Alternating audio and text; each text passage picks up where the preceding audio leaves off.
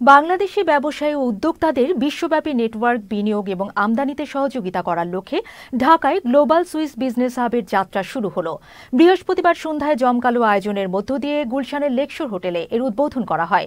উদ্বোধন করেন global Swiss business হাবের প্রতিষ্ঠাতা আনিস খান, ভাইস প্রেসিডেন্ট রোমান সোমারাও। প্রধান অতিথি হিসেবে বক্তব্য রাখেন কর্পোরেট জগতের জ্যেষ্ঠ ব্যক্তিত্ব সৈয়দ আলমগীর।